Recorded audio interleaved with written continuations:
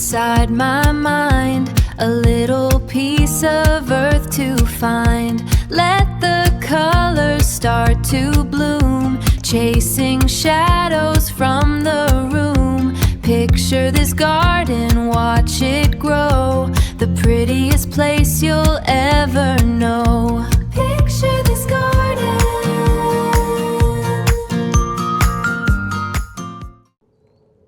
Hi gardeners, Shalise here. Welcome to my channel. Thanks for being here. We are getting towards the end of July and I still have not posted a July garden tour and I need to get on that. So here we go. I have not prepped anything. There is weeding to do, there is deadheading to do, but I needed to get out here and show you all what is going on in my garden. July gets hot and it gets really hard to want to go outside. So I blame that, but things are still looking pretty good. I have a few spots that I'll probably show you that have been totally eaten by bugs. That has been a common theme this year, bugs and wind. My area is usually windy, but this summer is extra windy. So it has definitely dried out some of my plants, but it is what it is. That's just gardening, new struggles every single year. But come along with me. Let me show you what's going on in the garden. We are going to start today by my front porch. This is one of my favorite views this time of year because the little limes are starting to bloom. I just think they are so beautiful with this lime green. It really pulls everything that I have up here together. This side is definitely the most mature. That's why I started on this side. I love this penstemon. This is the beard tongue penstemon. This is just the dried seed heads on top, and I just leave them because I love how they poke right out between these little limes. And then here at the bottom, the Millennium alliums on this side are all dried up. I need to go through and deadhead those. But right here, this is one that I just split this year and it is just barely putting on its color. So that's kind of fun that I actually have some purple still going. And the Persian catmint is putting on its second flush. So I cut this about a month ago and now we have some more purple color. It's not as full as it is the first time it flushes, but it is fun to have some more color throughout the season. So this is right off my porch. I just have everything repeating, the Millennium allium, the penstemon, more. This is a younger little lime hydrangea. So that's why it's so much shorter, but I just have that continuing all the way down, creating repetition.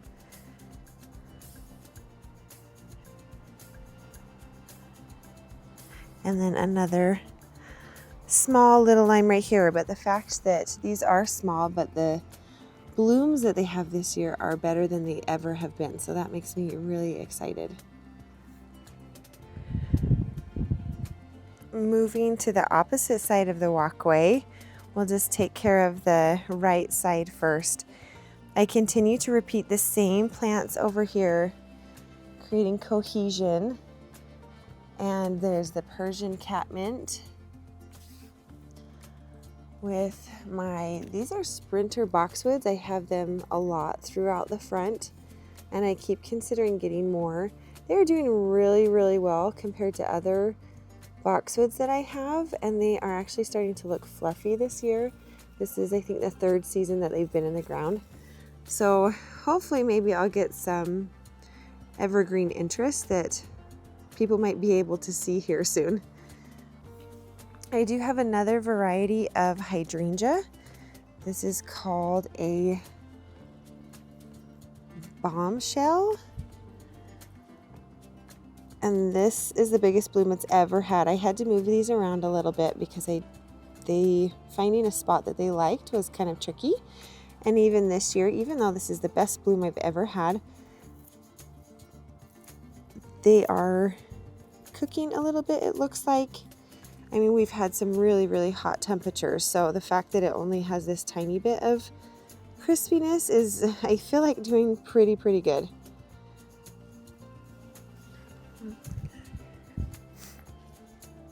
The roses this year are one thing that has really gotten eaten by the bugs. This is on its second flush and it's just barely starting to get more roses on it again. This one's actually not too bad. If I come down this way, I had to spray these roses. I put my regular fertilizer on it that also has like an insect repellent type of thing on it, but look how like skeletalized, if that's even a word, these roses are. Like, it just is so sad. It has gotten better since I sprayed them, because you can see there is this new growth that isn't being eaten, so hopefully I've stopped it. But the bugs really have gone a little crazy this year. This is the peach sky yarrow. This is what the aged flowers look like. So these have been putting on color since like May, maybe at the latest the beginning of June. And you've seen throughout the videos the color variations that it goes through. Here's a new flower that's putting on that beautiful peach color. So you can see all the way up until the end, it really does put on a show the whole time. You get so many weeks of color, and then this one is probably the oldest, where it's actually starting to brown out. So I am getting to where I do need to deadhead these so that they can reflush. They're actually trying to reflush again, so I'm a little bit behind, but I wanted to show you guys in this video first the continuing color that changes with these. So now that we're starting to brown out over here, I need to get these all cut down so they can put on more color. Here's a progress of our Millennium Allium that we split in the spring. They all are doing so great. I have, let's see, how many did I split? 8. I got 8 new plants this year, and all of them are doing awesome. I even have the mums that I split. You can see that half of the plant kind of died. It got so hot, but we have a part that survived. The mums are filling in, which is looking beautiful. Here's some more roses that are flushing again. This is at the end of the Veronica. There we go. I need to cut this one down too, because you can see it's starting to want to reflush again. So after I make this video, I'm going to go through and really deadhead everything so that in August, when I do an August tour, I can get some new beautiful blooms. One of the new flowers that I am loving, besides the hydrangeas this time of year, is the liatris. And I'm towards the end of the liatris. I just kept waiting to do this tour because I just kept wanting for other things to bloom. And so now you can see these flower from the top to the bottom. So you can see how it's dried up at the top and then the color goes down it. And it's just this super bright, vibrant purple, like purple lightsabers. It is so beautiful. I have them scattered throughout my flower beds.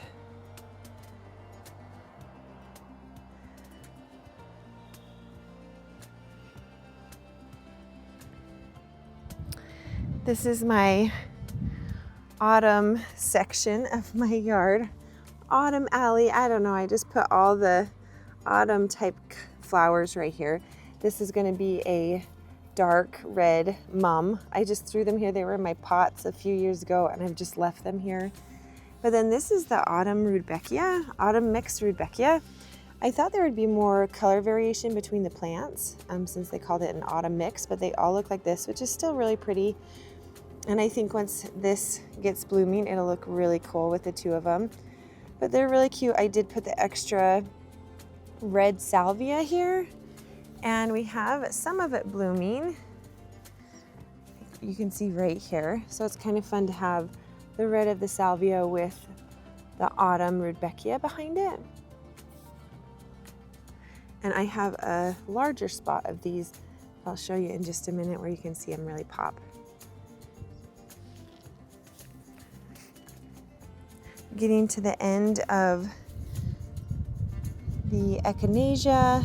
This was a lemonade echinacea that had, you know, some yellow green tips and then purple closer to the middle. This might be one that I did head a little bit too. It's kind of fun just to leave the cones on for the birds and to leave it as kind of like a decoration. But I might clip a few of these and deadhead them as well. Okay, and we're gonna pop over here to my corner bed. This is the one that I did red, white, and blue, and it's looking okay. I'm not completely thrilled with it. This is the first year that it's really been planted up, so I'm trying to be patient with it because I know the soil also isn't awesome. Ignore the weeds. I need to go through and pick the weeds. So the salvia is looking beautiful, but I do wish that it was thicker as far as like the pop of red. There are other annual salvias that I've grown before that just have so many flowers on it. It's just this huge pop of red. So if I did this again, I would switch. These are really pretty, but it's just too airy. I needed to pack it together more, but it's fun for this year. The penstemon is flowering again. I just don't feel like the red, white, and blue came through strong enough. I ended up having to plant more white flowers up front because the alyssum,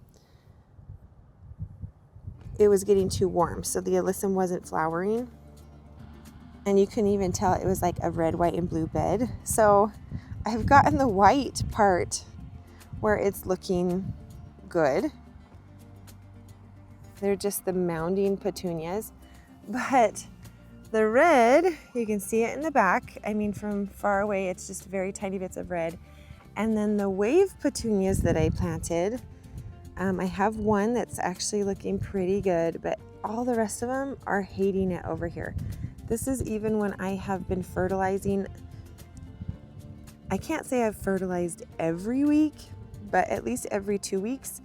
And they are just looking sickly, and I really think it's because this area just is new. The compost that I added to it hasn't broken down enough, and that'll just happen over time. So I'm not going to be too hard on myself. This is the second season I've had these, I believe they're strawberry sundae hydrangeas, and they're looking really good. This one has some beautiful blooms on it. They will come on, it has a little bit of lime green, but come on pretty white, and then they'll get that beautiful strawberry color. And from what I remember, it starts at the bottom and goes up to the top. So these can get up to 5 feet tall and wide. So that'll take up a good amount of the area of this flower bed. But I am going to, oh, and look, we have some chlorosis. I need to bring some iron in here. I have done it once, but maybe I skipped these ones. Can't remember. But so this bed's okay. I mean, the plants that I really care about, like the hydrangeas and the penstemon and my gladiator crabapple tree, and even the boxes I have in here are doing great. So the ones that I really are going to stay in here, not really, they're going to be permanent plants in here, are doing well. It's just the annual part that I'm going to change for next year. But you live and learn and try again next year. Okay, heading back to my front rock wall. One of my favorite things down here right now is this Kent's oregano. I have a couple of them. There's this one that's growing out of my rock wall. The rock wall has been a big experiment. I keep just buying plants and throwing them in the cracks here. Some of them make it, some of it don't. They don't. Just to see what I can get to work. This bottom tier is really just melting together. I just have loved it. I do need to, I have this one hydrangea that died for some reason. So I do need to put something else to replace that right there. But between self-seeders and things that I have added, it has filled in a ton. The roses are getting their second flush. The colors are just looking so pretty. Here's another Kent's oregano that this one definitely gets more water from my drip and then also from the sprinklers. So it's looking gorgeous. This is the time of year that this Kodiak Fresh Dravella really struggles. It looked so beautiful in the springtime. And then once the heat comes, and I think it's mainly the heat because I have experimented with water because it does not like my clay soil. I've been trying to give it plenty of time to grow, or excuse me, plenty of time to dry out between waterings. I think it just, even though it's a full sun plant, ours is just too hot. So one of these days I'm going to find something that replaces it. I really want something that puts off the same beautiful color. Like this one looks a little better, but still definitely struggling. Look how pretty that is. The only thing I've found so far that maybe give the same color is a spirea, but those are kind of hit and miss here too. I've had some that are doing fine, others that are not, and they just aren't as pretty as this. The color variations that this puts off is just beautiful. So we'll see. And I think the first thing that I'm going to try to do is move these to the back. See if it is just the sun. Because yeah, look at that. And then if they still do bad back there, then rip them out the rest of the way. But I did want to back pan over here. This is my most favorite daylily that I have in my yard. I don't even know what color it is. I got this on clearance at one of our local nurseries called Akobu's, and it is just the most beautiful lipstick pink color. I have been deadheading this like crazy to make it so I can get more and more blooms because I just love it. And behind the purple of this liatris right here, I'm loving it. So beautiful. I have the lime punch hydrangeas that these ones were teeny tiny. I got them in 4-inch pots, and they are finally like at least an okay size. So this will be the first year that I might be able to see the color change. I haven't really gotten a lot of blooms on them yet, so that's really fun. More echinacea. This is a variety that I got from Home Depot. They're still putting off color, but definitely to the end of their bloom time. The lamb's ear, this is the Helen von Stein. Lamb's ear is just looking amazing. I'm loving this ninebark, the red of the ninebark with the bluish of the lamb's ear. So pretty. Oh, and look at this. Okay, this is the best lime punch hydrangea I have going right now. And it already has some pink on it. Holy cow, that is so early. Can you see that? That's amazing. Oh, it looks so pretty. This is one that it has stayed so small. So I really didn't know if it was going to do much, but that looks so beautiful. You have the echinacea in front of it, the pinkish purple of the echinacea with the hydrangea. Oh, I am just loving this. This is the second flush of the rose salvia. This is what happens when you deadhead it. It'll just come back again. It's so beautiful. The coreopteris down here by my roses is about ready. Well, is blooming. It's going to be full of purple. I can't wait for this rose to start blooming again because the two of these look amazing together. I'm starting to get some bloom heads right there. So can't wait for that show. See, look at these. Oh, there's a cute little bee in there. Really beautiful. Okay, so again, more repetition on this other side. I do have a ton of thyme. I used to plant my garden in here before our yard was done. I put my vegetable garden in here along with cantaloupes and watermelon just because I didn't have anywhere else to put it. And so there are still some remnant plants in here like thyme. I've just used it as a ground cover. It's kind of fried a little bit. I need to go through and clean it up, but there's thyme and there's oregano. And I've really just left it to add some ground covers in here. This is a smoke bush that has self-seeded, and I've kind of waited to see if I can get it a little bigger and then move it and put it in my yard somewhere. All for free plants. Can't ever say that. This gomphrena is looking so fun. It's like a firework gomphrena. It is so cute. I just love the airiness of it back here. This is the new lime punch hydrangea I put in. So still flowering, but you can tell that its root ball is really small because it's frying a little bit from the sun, but it's doing great. I have,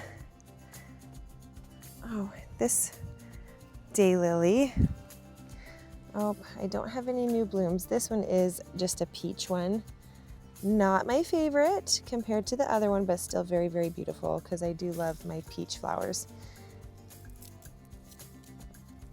The autumn joy sedum is starting to put on color, which is really pretty. These are some plants that I split last year. Oh, losing my balance. Split last year, so they are little, but they are looking great. And hopefully they'll kind of fill in the space here eventually. I do have some scabiosa that just keeps self-seeding itself. These are pom-pom scabiosas. Those are really cute. I keep burying the heads that look like this once they've dried and putting them in the ground, hoping they'll just grow back, and they have. Last year I got one that grew back. This year I have two. The ketchup and mustard rose is flowering again. And just look how pretty.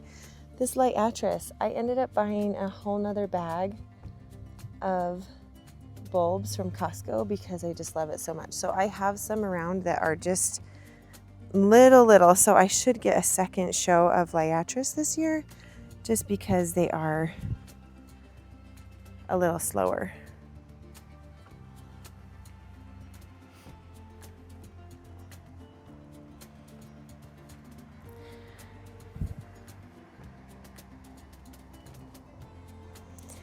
Over here, I don't know if any of you noticed, but in some of my past videos, there was a crunchy mugo pine right here, just a tiny one. I kept trying to get it to come to life and got tired of it looking halfway dead, and so I finally just replaced it with a new one. It's one of those plants that I've talked about in the past that I feel like when I start with really small ones, they just don't do well. And so I ended up upgrading and getting a larger size, and it seems to be doing fine. So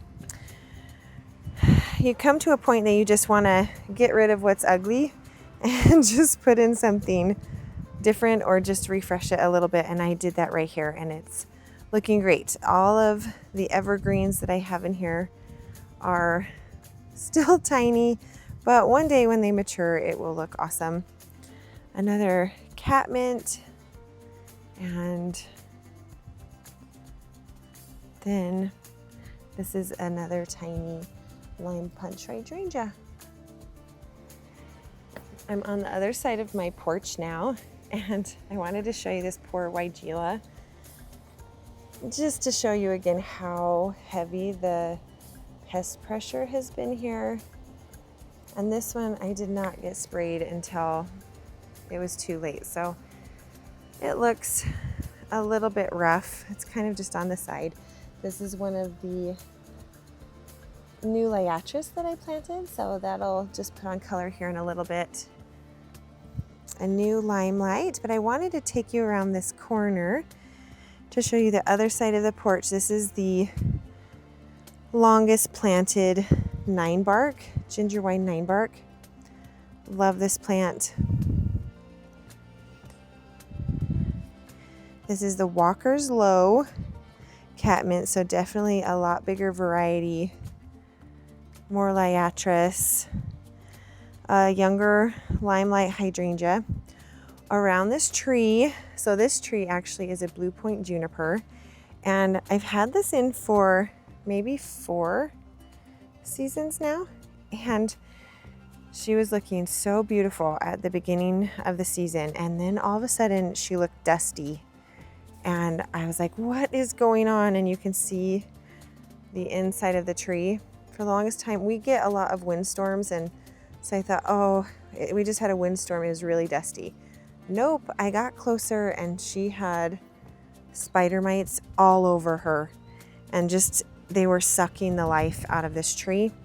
So I ended up spraying her, and she's doing a lot better, but definitely hurt it a bit. But hopefully I got it taken care of soon enough that next year she will look a lot better. So, but coming around this corner, this is where you're definitely going to see where I need to deadhead a lot, but it's still looking really pretty. The limelights, there will be a limelight hedge here, but they are less mature as you come this way. So eventually one day, when they're all the same size, it is going to look amazing. But see this guy? Look how tiny that is. If it stays this tiny next year, I'll probably just replace it. But the lime color of all these hydrangeas just looks awesome. This side of Yarrow is definitely done. Definitely done. Need to clip that. You can see how it's all brown. But the catmint, the second flush of catmint, is looking amazing. Onto my side yard. This flower right here has been so fun this year. This is a Utah native that I winter sowed, called chocolate flower, and it honestly smells like chocolate. It's so neat. But the blooms are really cute and pretty, but then even the bracts, once they lose their petals, is really pretty as well. So you get 2 different times of interest with these, and then even when they're dried, like this is dried and those are the seeds on top, still so beautiful. Doesn't require a lot of water and attention, and it's just a really cute flower. I also have one that I put a couple seeds in here because a bunch of the ones that I planted died, but I put some seeds in here, and I have one that's just growing from me putting a seed, so that's really neat. The Russian sage is doing awesome. This is the shorter variety, which I can't think of the name right off the top of my head right now, but this is 2 of them, and I'm loving that it's finally covering this electrical tower right here. Love that because I don't like seeing that, and I have thought about putting another one back here so it just kind of surrounds the whole thing. And then even the sedum that I just split earlier this season and put here, the plants are actually pretty large, so they must really like it right here. Back here, I wish I had a picture of it, but I have an echinacea. This was actually like a darker reddish pink, and it self-seeded a little bit to the original Echinacea purpurea, and so there's like 2 varieties of echinacea right there, which is kind of fun. I think in my last video, I talked about how I didn't know if I was going to like these mums that look like daisies, because I also had daisies blooming back here. But I'm actually really liking it, because as my daisies, my Shasta daisies, are starting to be done, I keep deadheading them, but as they're starting to peter out, these are really starting to bloom. So it just keeps the daisy look happening over here. This area I do want to clean up a bit. I'm not loving this catmint. Again, it could just be that I transplanted it over here, so it definitely could be that it's just its first season trying to grow roots. So unless I find something that I absolutely love this year, I probably will just leave it and see how it goes next year. But this area gets a lot of grassy weeds in it, so I need to find something to fill in that space to kind of push the grass out. But the penstemon is flowering for a second time, and this is where I can show you guys. They're all the same penstemon plant. They just have different color variations. Like this one is blue with a purple throat as you go closer. This one is a lot more vibrant purple. As you get closer to the throat, it's like pink. So these are really fun. Looks like the wasps are really liking them. But here's another yarrow. I need to clip this down. It is definitely needing deadheading as well, but still putting on some beautiful pink color. I did slip in some knockout roses in here. I got some from my mother-in-law and just popped them in here because I thought that it would be fun to have a punch of bright pink. They look like this in this area, just a bright, vibrant color. I'm loving how this is melting together as well. Back here, sorry, my shadows. The sun is coming up. My shadow's kind of in the way. I'll come around this side over here. This is another lime punch hydrangea. They're supposed to get 4 to 5 feet tall, so I put it back here, but it has been staying pretty short. This one has been in the ground longer than any other lime punches that I have, so I might have to resort to something taller and move this guy somewhere else. But the smoke bush, this is a shorter variety of smoke bush that gets about 4 feet tall, and it is definitely getting to its max height. And I just love the combination of the deodar cedar mixed with the red of this smoke bush.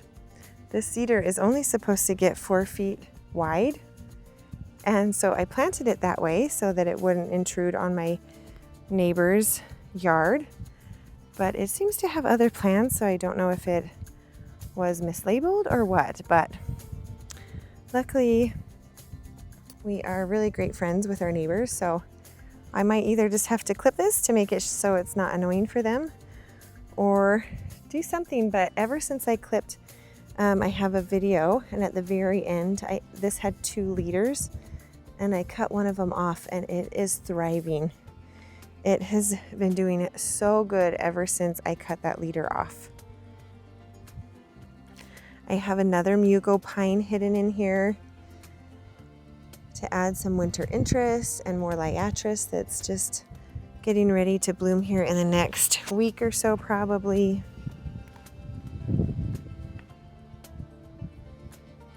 But I just love once you get enough plants that everything starts touching. It's magical. Here is some ageratum that I started from seed. I had about 10 and only 2 of them made it. So I was really successful with starting things from seed, but getting them to stay alive afterwards was another story. So this punch of blue is just beautiful. This one is flowering. This one is just barely getting ready to, but I just have this pocket of sedum right here. I'm hoping that they'll eventually get bigger and fill in this space, but we will see. That might have to change as well. I have another variety of sedum that I planted this year, and it's this purpley variety, and it's looking really pretty. I've just been kind of watching it to see if it is getting hit by the sprinklers too much, so we'll see. if that will stay, but more browning out yarrow. I think after I do this video, that's going to be my job today, is I'm going to go through and deadhead and do a bunch of weeding. Okay, so you can see this area I started last season by splitting plants, and I bought a few plants, and it is really filling in. And then as you go this way, it starts thinning out a lot more. So this will probably be more of fall time and end of season. And you can see, look at all the lovely weeds because there's so much space. This area is supposed to fill in with these beauty berries. I don't think they like my soil here because they were in 4-inch pots when I got them, and they still are. I've also put chelated iron on them, and they still look rough. So probably going to try something else next year. We have really harsh conditions. I know I've said it before, but we have clay soil, alkaline soil, harsh winds, hot temperatures. And so it really comes down to just experimenting and seeing what plants like it and what plants don't. This is a 7 suns tree, which I have had high hopes for. I have 2. One is in full sun, and this one gets all the afternoon sun. And the new growth on it is looking really great. A lot of this is crispy from the late freeze that we have, but it might be one that I have to put in part shade because it might just be too hot here, too sunny. But here is some Millennium Allium that are still in full color. They are so pretty. I have some lilies that are behind my other lilies because I just planted them this year. So that's fun to get another flush of those. Oh, look. I didn't know this was flowering. This is the verbascum that I started, that I winter sowed. Look how cute and dainty that is. I didn't even realize that was flowering. Cute. I didn't think it would flower this year. That's awesome. I have a few down here. There's like 6 of them. And there's one that's flowering. That's so cute.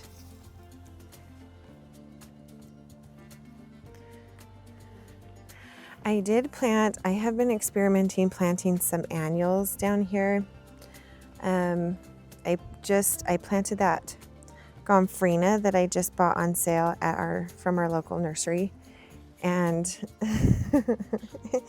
it is a struggling, but it is what it is. This is the first year that I've really planted over here. So again, it is what it is. But I am learning that the proven winners, petunias, are the ones that are doing the best in my soil. So that is something to keep track of. Yes, they're more expensive, but if they do better, then I feel like it's totally worth it. So this is the jazzberry. This one is supposed to be pretty vigorous. So it's only been in the ground for maybe a couple weeks. So we'll see what happens there. But the sweet potato vine seems to be doing well and starting to spread. This is the tiara supertunia. Yep. And they look good, and I keep fertilizing them. So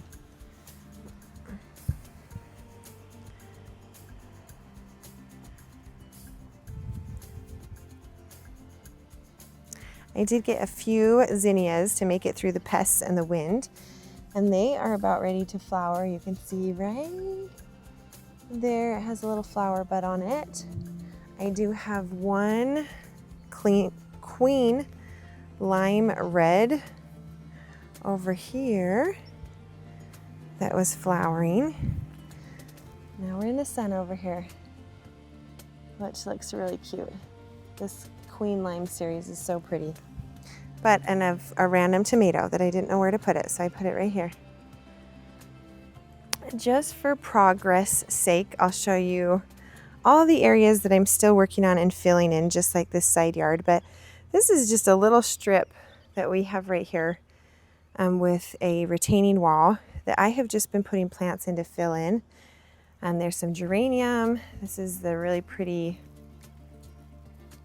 poppies that I got from my grandma. But right here is the yarrow that we winter sowed together. This is the pearl yarrow, and it's looking really pretty. It's doing really well. It's taken off. This is a new hydrangea.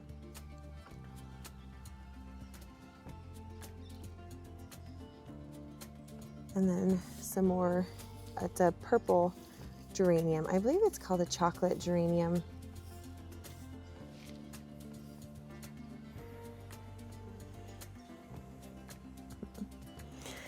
Okay, so this is a back section that I keep moving plants to. This tree, I've showed you guys this over and over again. So the weeping white spruce, spruces here where I'm at, they kind of have a 50-50 shot. Some people's spruces do really well. Others people's spruces, cannot get that out of my mouth, don't do so well. And mine was doing so great until we got our late freeze. And then it really took a hit and has looked really sad. I have tried to fertilize it, and I'm getting to where it might just be one that I rip out and put something that I love right there. So that's the update on that. But over here, I have these mini mauvet hydrangeas that we moved in the springtime, and they're actually really blooming. This is the first time they have really bloomed, and I think it is because they get less sun back here and they love it. You can see that the leaves are a little bit crispy. Their root systems aren't very big because I transplanted them back here, but they're doing really well. I even look at the bloom heads over here on this one. So I think they like it back here. I have it next to the lemony lace elderberry, which is looking amazing. And then hidden in here is an Indian summer rudbeckia. These are supposedly an annual here, but they keep coming back. More geranium, heuchera. This is the only place back here that I can put heuchera that it doesn't totally burn out. Right here, this is a moon rock hydrangea, and it's so cool because it just puts little bunches of flowers with leaves in it all around. Kind of an interesting look, but I really like it. This is one that I got on clearance from our nursery as well. So kind of just a fun, different variety. And then down here is some coleus that I started from seed that's looking really great. It just came in like a mixed pack of coleus. And then I have a different variety over here that I got from a friend. It's kind of neat how it's just spotted with dark red and green, and I have it all back here. And they're doing really well. I did also want to show you in my vegetable garden, which is actually becoming more of a flower garden, especially this year. I have just loved putting cut flowers in it, as well as some plants that I've started from seed that I haven't known exactly where to put them yet. But the straw flowers are looking great. This is a Echinacea purpurea that I plan on putting in my flower beds this fall. I was just kind of waiting for it to get a little bit bigger, and you can tell that this year it really took off. One of my favorite things back here is this rudbeckia. Oh, this is the same plant. It just has a lot of variation in how it looks. I mean, different seeds, but Sahara. This is Sahara rudbeckia, and it is just amazing. It's another one that is an annual here, but this came back. This is in my raised beds. This came back this year, and so I'm really hoping that I can move it to my flower beds, like a protected area, maybe next to some rocks that it'll keep it warm over the winter. But these have just been amazing to come look at, even as they have aged. The color has just looked incredible.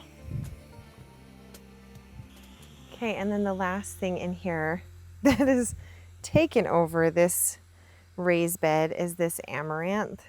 I've never grown amaranth before, and look how beautiful that is. Just the draping of it everywhere. I have put it in a couple flower arrangements, but it is just, look at that. That's so pretty. The last thing I wanted to show you before I end this garden tour is our front porch pots. And they are looking beautiful. They still, you know, like I've mentioned in past videos, they still struggle a little bit. I think it just is so hot up here, but for the most part, it looks really good. I am surprised by how little these petunias are blooming. Let me get my, ooh, there's a spider web back here. Gross. Okay, so these are the Bermuda Beach petunias, and for the most part, I have fertilized them once every week, if not once a week, every 2 weeks. And so I am a little bit surprised by how little they have bloomed, but it still looks pretty. I'm loving the different colors of green in here. I think that looks really pretty. And then just the wildness of the gomphrena here in the back. I think they're looking great. Would I do this combination again? No. I think the bubblegum does way better, which let me show you that.